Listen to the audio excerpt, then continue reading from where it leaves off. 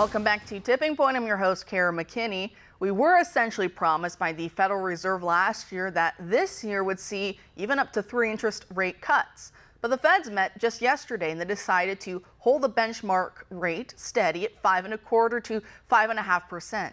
Chairman Jerome Powell admitted that part of the reason why is because efforts to fight inflation have, guess what? They've been stalling. Does Paul Krugman know? He's always telling us that Biden literally flat out defeated inflation.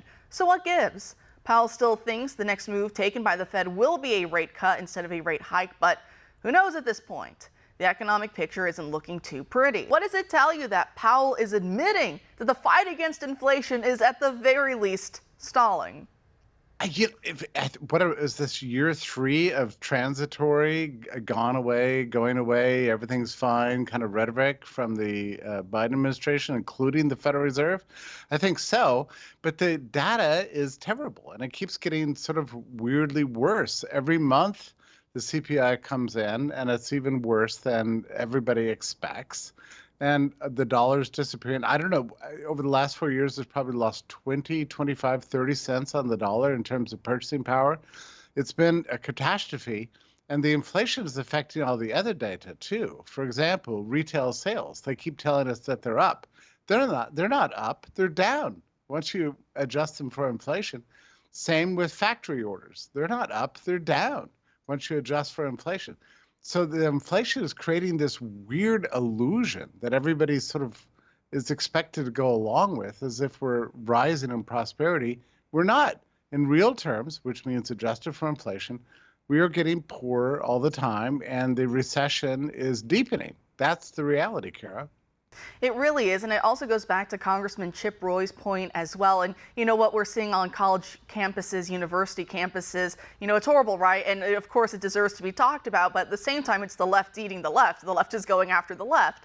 And then as Congressman Chip Roy is saying, we have real issues that are a lot closer to every other American who's not on a college campus right now, including the affordability crisis, so much of which is being fueled by inflation. And I guess maybe it's not as sexy of a topic to talk about, or maybe because, as he says, there's a lot of Republicans who will campaign one way but then act another way. So it's not so fun for them to always talk about. They only like to talk about it when they can pin the tail on Biden. But when it comes to them and what they just recently did in the last few weeks, then they don't really want to talk about it as much. It's just easier to say, look at these college campuses, which again needs to be talked about. But as he's saying, there are some issues much closer to home right now. So sure. Oh, go ahead. Yeah, it's a disaster, and every American knows it when you go to the store. It's absolutely shocking. It's no longer fun to go to the store. It's been for like 2 years, it's dreary and dreadful, and everybody's in a bad mood, and nobody can afford anything anymore, and nobody seems to, know what to do about it.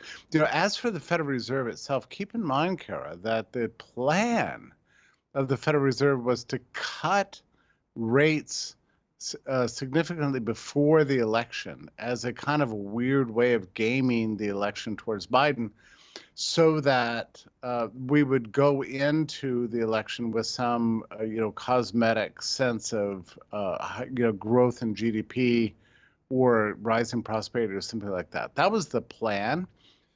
But in order to make that possible, the Fed has to have a viable excuse, which is to say that inflation's seemingly under control, which means 3% or lower, ideally 2%. And then they can say, oh, now it's time to cut, which is, by the way, a ridiculous policy.